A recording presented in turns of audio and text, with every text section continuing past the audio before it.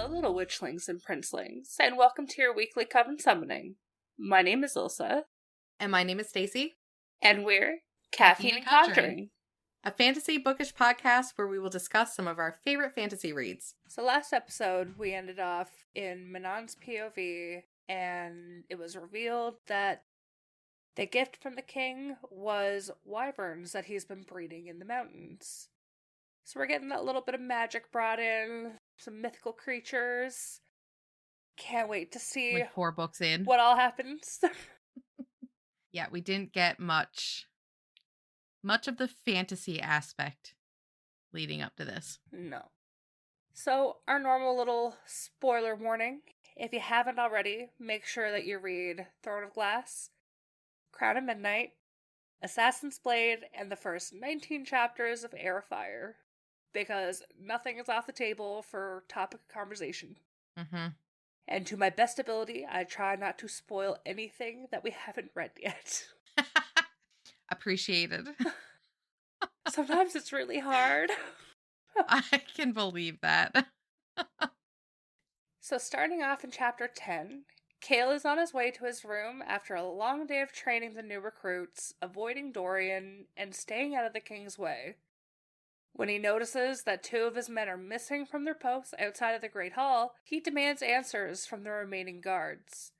They reveal that General Ash River had walked by and invited the 2 guards to join him at the tavern. Why not? Yeah, sounds like a good time. Going to the tavern with Prince. And I love how he even said that, Cale's not going to mind. Yeah. Come on, let's go. So Cale, obviously annoyed that Aelin would do such a thing, heads to the tavern to find the deserters and the general. The tavern is crowded and loud, filled with nobles, courtesans, and drunk men. He finds his guards and sends them back to the castle to be dealt with later. When he searches for Aelin, no one seems to know where he is. He is sent all over the tavern, from the bedrooms to the cellar, but no one has seen Aelin in the past hour. Cale learns that the Bane, Aiden's Legion, will be arriving soon and plan to bring debauchery to Rifthold. This news makes Cale realize that he needs to find a way to make Aelin agree to keep his Legion under control. He decides that the next time Aelin throws a party, he will go and find something to use as leverage against him. It's a little, blackmail. Yeah. Cale, you party pooper. Yeah. And chapter 11. To avoid being recognized, Selena goes by the name Alentia. And she begins working as a scullery maid at the Mist Ward. She befriends Emrys, an older half-fae cook, and his helper Luca. Despite her exhaustion, Selena is assigned kitchen duties and quickly gets to work, chopping vegetables and washing pans. Not overly pleased. No. During a break, Emrys and Luca chat with Selena, telling her stories about the fortress and its residents. They explain that most of the demi-fae at Mistward are children of mortal mothers and fae fathers, and that they have come to Mistward because humans don't accept them. I like this part because Selena was like, did she call them half-bloods or... Half-breeds? Half-breeds? Yeah, it was something like that. They're just like, demi-fae. Yeah, don't say that here. Nuh-uh. What in the mudblood are you talking about? Yeah.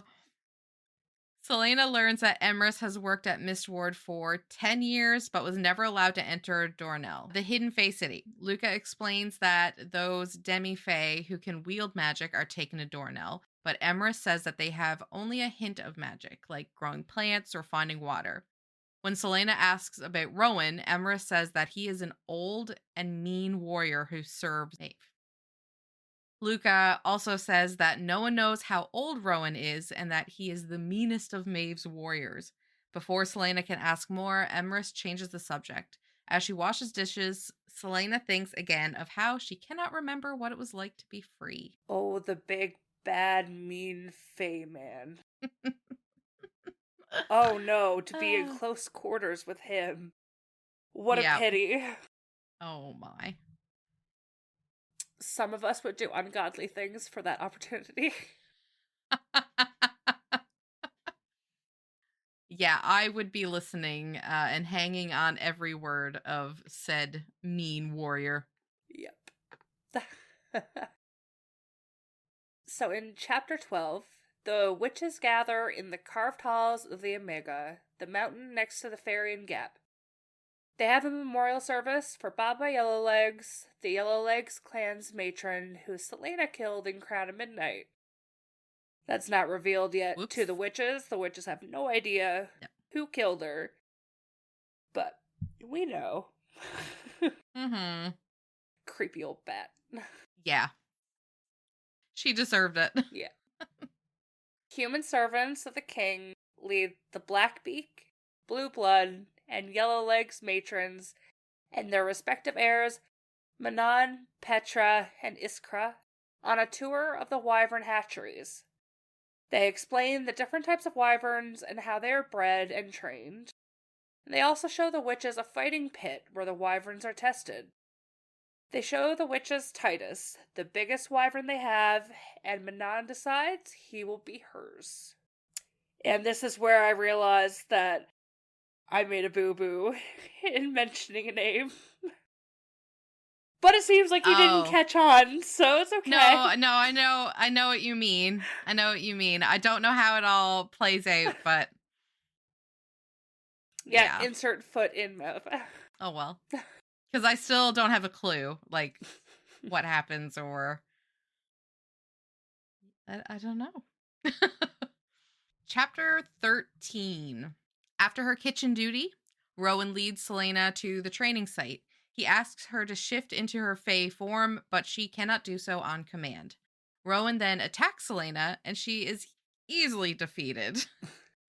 She just drops, like, a ton of weight. He calls her a coward, which causes her to stop fighting him. She just shuts down. Rowan then takes her to a field covered in white sparrows, challenges her to walk through it, and promises to take her to Dornell once she crosses it. Evil bastard. Yeah. I was just like, what is this compared to what Selena has been through? Yeah. Yeah. The next chapter, yeah. So right into chapter 14, Selena walks through the field of the white barrows. She expects to see a wight, but instead, she sees a strange dark figure. She's overtaken by a flashback of the night her parents were killed, and she woke in their blood-soaked bed. She also has a memory of Nehemiah's murder. Everything goes black, and she awakes to find that she's out. It's daylight, she's covered in vomit, and she wet herself. Embarrassing. Yeah. Rowan tells her that she failed, and he says that she was supposed to face the whites, not have a magical tantrum. What an asshole. Yep. Like, the poor girl is traumatized, and he's just like, no. She argues with him, but he tells her that it wasn't a white. She tells him that in the darkness, she saw things that no one should be able to see, and she's done for the day.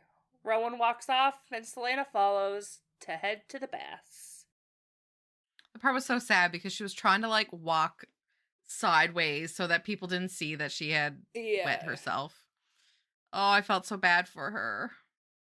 Rowan was a dick. Yup. Chapter 15. Kale meets with his father, who arrives late and immediately criticizes Kale's office. He's like, oh, captain of the guard.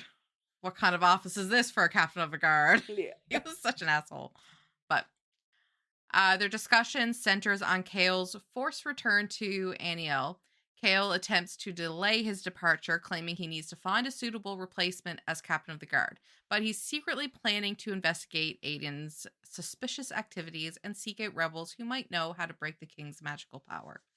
After a tense exchange, Kale is compelled to agree to return to Aniel in 2 months, since he owes his father a favor.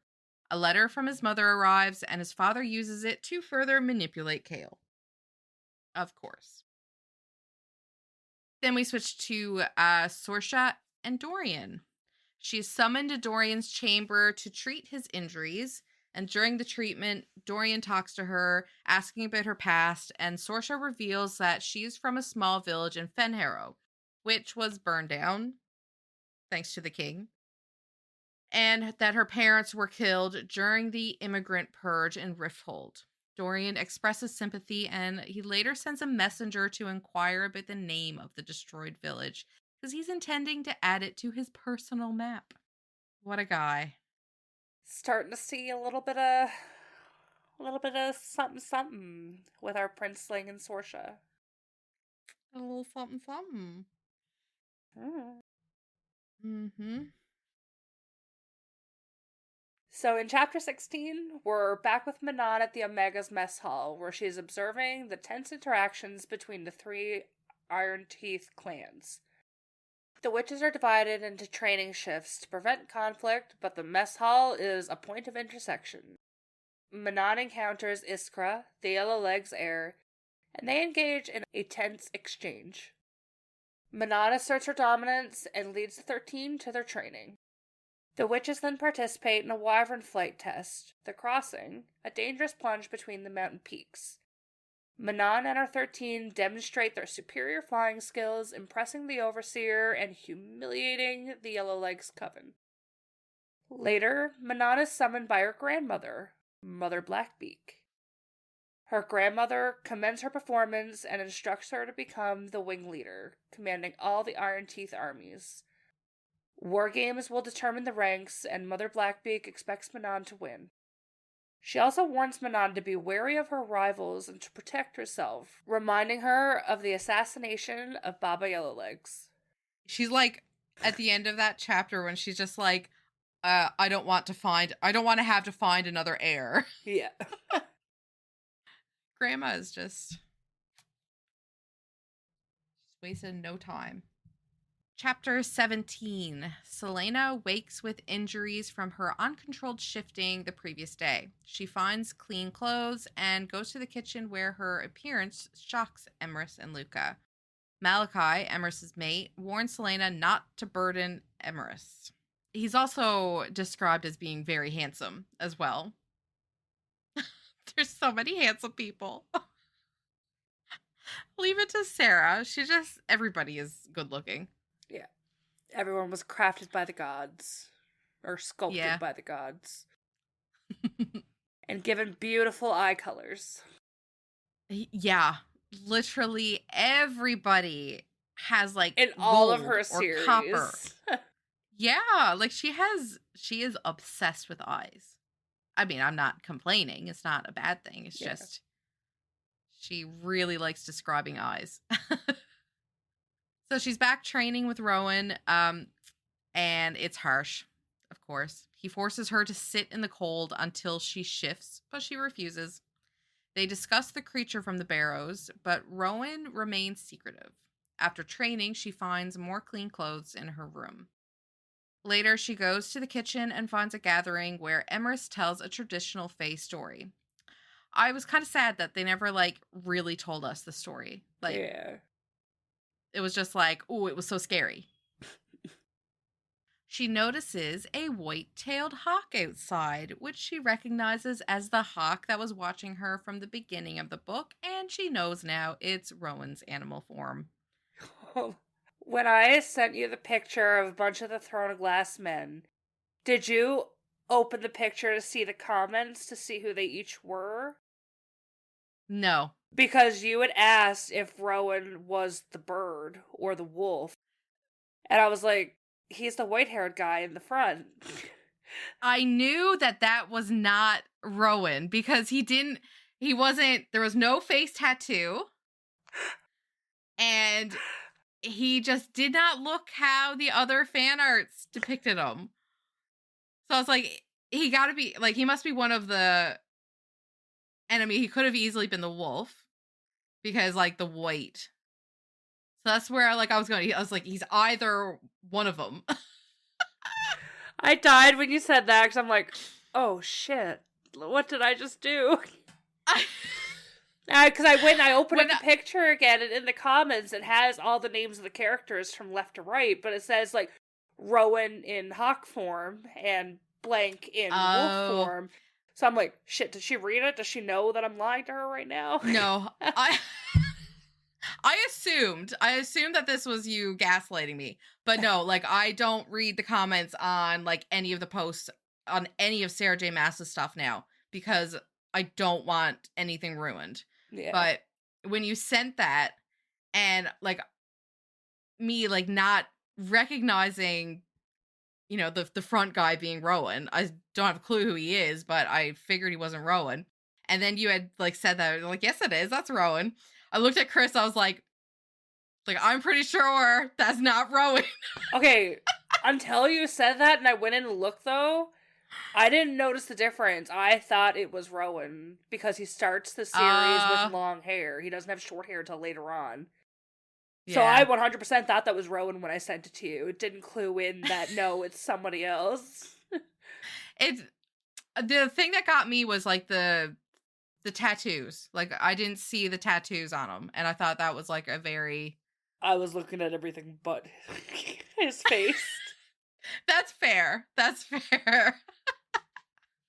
But no, I was like, you know, maybe. I gave you the benefit of the doubt. It didn't ruin anything, so.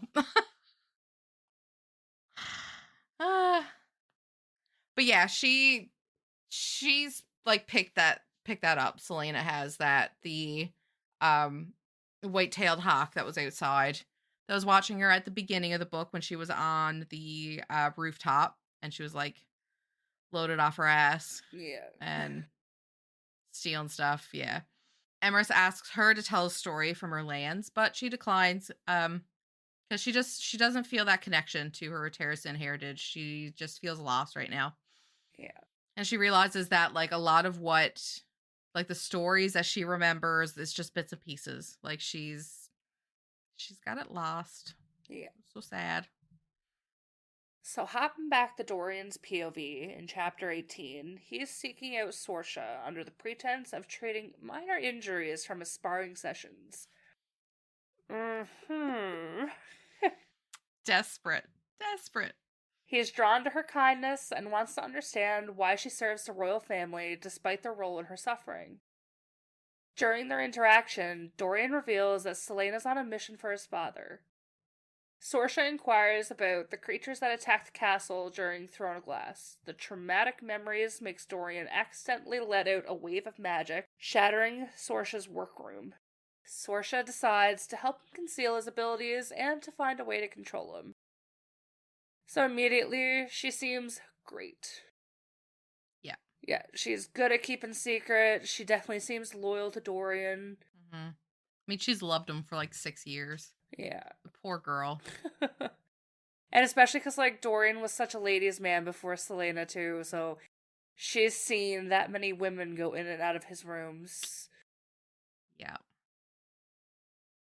I think that paints, like, a really good picture of Sorsha because, like, as much as she could have been upset with Dorian and told a lot of their secrets, she hasn't. Yeah. She has been, like, loyal, trustworthy, everything to a man that didn't even know that she existed until like, a handful of chapters ago.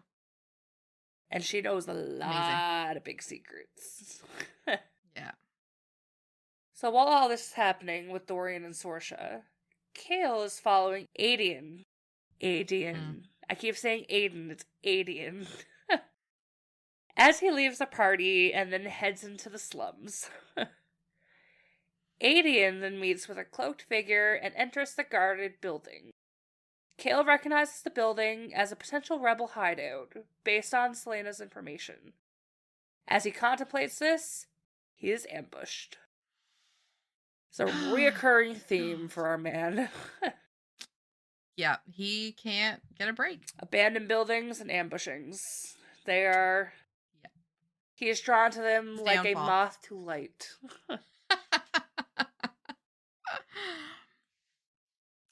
Our last chapter, chapter 19, Kale is captured by Aelin, who is working with rebel leaders Murtagh and his grandson Ren. They interrogate him, suspecting him of being a spy for the king. Aelin reveals he replaced the king's magical ring with a fake. That's a good little tidbit of information for us. Yeah. Kale believes Aelin is not under the king's control and that he is looking for the rebels to find information about how to break the king's magic. He then shocks them all by declaring Aelin is alive. This revelation stuns Aelin, who is revealed to be Aelin's cousin. We knew that before this chapter, didn't we? Yes. Yes, okay.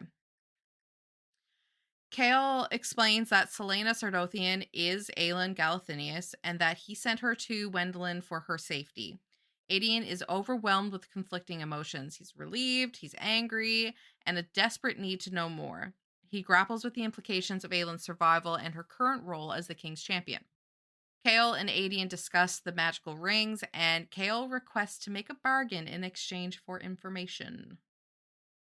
I just realized I did not read chapter 19. When you mentioned earlier that like you forgot to read it, you read it earlier today. I didn't think anything. I thought I had it done. And I said to RJ, I'm like, I'm pretty sure I finished my reading for tonight. Like, I looked at the Kindle, it said 19, didn't think anything of it. And now I'm realizing, like, when you read that, I'm just like, oh, shit. Oh. What are the chances that both of us thought that we were done reading and we both left chapter 19? Is that... Because I, like, dazed at the computer for a second looking at a few notes, and then it clued into what you were saying, and I'm like, I didn't read that yet. I was like, are we ahead a chapter? And then I'm looking and I'm like, oh shit. It's a good thing that you read it before. Yeah. Because that would have sucked. Yeah. Yeah. I love the video that goes around where it's... Because they said it earlier in Crown of Midnight, I think, where it was like, rumored that Aelin is alive and she's building an army, and then Celaena was just kind of like, yes, what? I'm doing what? See, Where? It's things like that that I want to go back. I want to go back and read because like there's a few times that Aelin is mentioned. Yeah. And I know that like she specifies that Celaena like reacts in some capacity. So I'd like to go back and reread that just to see like what I could pick up. Oh, it's really entertaining rereading it when you know all the little tidbits and you just see the like little Easter eggs and the little foreshadowings, and it's just like yeah. Oh man. We're like getting into the thick of it now, and I love that. Yeah. Because, like, now we know there's so many more allies now. So, we've got Sorsha. We've got Aedion. Rowan. Manon. She will be, right? I'm assuming. I think. I don't know. Because she could still be a villain. I mean, we still like villains. Not like what they do, but they could still be like favorite characters. Oh, now I don't know.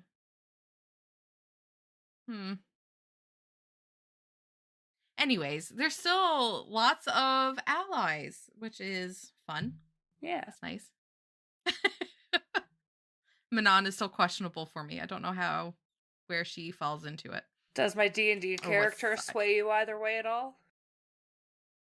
That's what makes me think that she could be a villain.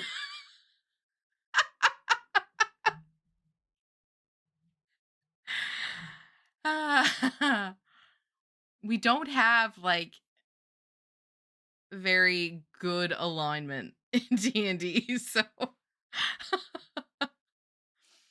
it's the voices. I'm just really excited. I mean, I know Minan's chapters are definitely I don't know, like a little on the slower side, I think, but now with like the whole wyvern, it's really picking up, I think. I don't know, maybe that's just me that thought that Minan's chapters were a little on the slow side, but You and a lot of people. yeah. Even the Yeah. first time I read it, like, I could not care less about those chapters. I was just Mm. like, just get me back to Which is Aelin. sad. Right? It's Like, sad because like at the end of the series, she's one of my favorites, and I just, yeah. like, yeah, I just flew through those chapters, and looking at TikToks later of, like, people saying, like, the names of the people on the 13 and everything else, like, I couldn't remember a single name of anyone on the 13 when I finished reading those books. Mhm. Like, just did not care Yeah. until, like, the last book. Was it because you were so focused on Aelin's story I think that that was part you of it, glossed over yeah. Minan's? Do you think if Sarah had wrote Minan's story as a novella, do you think that would have like after Uh, Heir of Fire? it's hard to say. Because, like, reading it now, I'm much more focused on it. I'm enjoying her chapters. Mhm. So it could have been just, like, the mood I was in, wasn't in the mood to read about the characters. It could have been, like, I was so focused on Aelin's story and wanting to know what was happening there that I was kind of breezing through it. Mhm. But I feel like it was just Yeah. kind of like Zodiac Academy, where not much was happening in those chapters, and I just kind of glazed over them a little bit. Or a lot. Mhm. Yeah. Yeah. Cuz like I do like that to me sounds like such a cool story of like all these witch clans meeting up in a mountain and like the wyverns and grandma telling her that she wants her to be the wing leader, like that's super badass, but I'm not finding the actual storytelling of it that captivating. Yeah. It's sad, but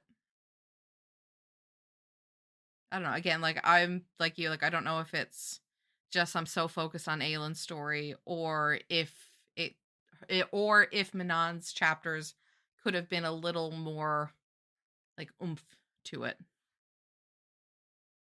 So, do you have any thoughts after our second episode into this book? Not that I haven't already said. I'm still curious to see where everybody fits in. Because, like, right now we have a lot of different stories going on. Yes. And I like it. I like getting all the different points of view. I just feel like my brain is split like 5 different ways. And I just want it to all funnel back into one story. One thing I wish that she did in her books was make the different POVs different chapters. Because the Mm-hmm. same Yeah. chapter can go through 5 different POVs and, like, circle back to one. And you just kind of get, like, whiplash through the chapter. Just like, Yeah. you're in the Yep. I feel Weifang that. Mountains, you're in Dorian's bedroom, you're here, you're there.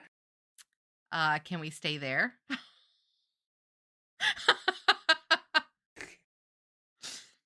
But yeah.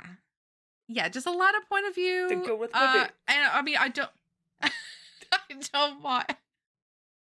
I wouldn't mind like all the points of view if they could be, like I said, like funneled into the one story. Or at least just condense it a little more because like we got Kales, we got Dorians, we got Manons, we got Sorshas, we've got Aelin.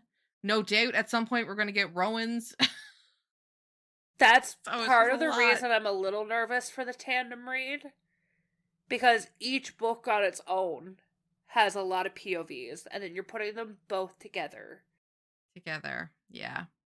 but it makes sense because certain things happen in both the books and the timing matters. And Mm-hmm. I feel like reading it together is a better, like, Like better impact? yeah, like it is funny. Like you read the part in one book and then you read it in the other book and you're just like, oh my fucking god, no way. But like I feel like when it's gonna be like chapter after chapter of that happening, it'll be more Mm-hmm. just like you'll get to finish the book being like, what the fuck? To the character, kind of. It's so hard to explain this without context. Oh, I can't wait. Because, like, it's one specific thing that I'm thinking of that has a Uh-huh. huge impact in each book, but huge impact, like, on each other. Okay. And just was like, when you get to the second book and you read it, you're just like, what? Like, no way that happened. I'm so intrigued and confused. 2 more books. I that is definitely the way I want to do it though, like the tandem read. Like I wouldn't want to do it separate. Yeah. Yeah, I am not doing that again So separate. no. If we were doing them all separate, I would just join you for the chats and just skip Tower of Dawn. I can't. I can't do a full book of Can't just do it Tower of again. Dawn again. Yeah, that's fair. That's fair.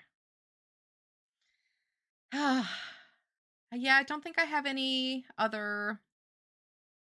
I'm really interested in Adian, how he is faking the whole Black Ring, what his role is going to be now going forward. Yeah. How are you feeling about Rowan trying to push Aelin to shift and use her magic? I think it's right to try to get Selena to use her magic and to shift, but I don't like how he's doing it. And I mean, I get where he's coming from, like trying to force her into exploding, basically. Yeah.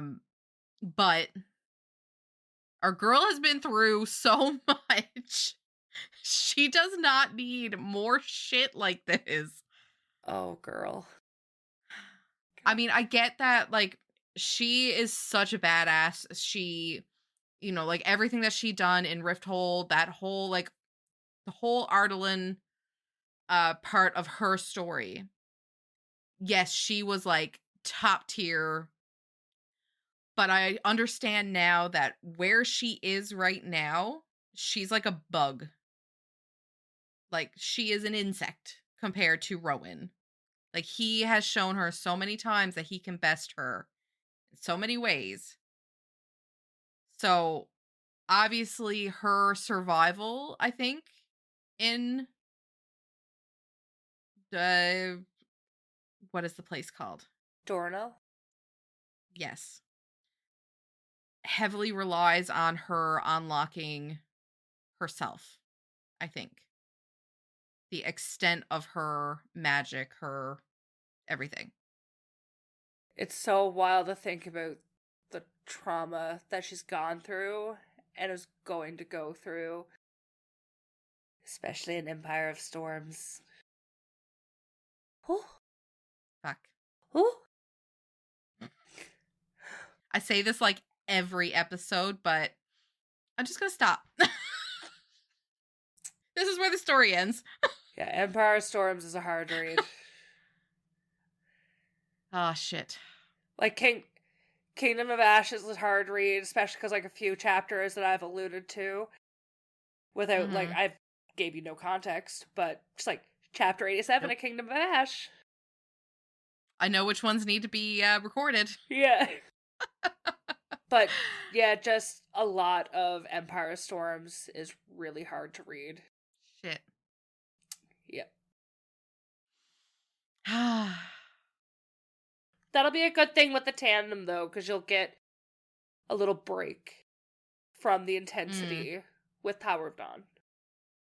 Yeah. Okay. Ugh. I'm afraid. Because I know, like, this whole series is just gonna break me. Yeah. Yeah.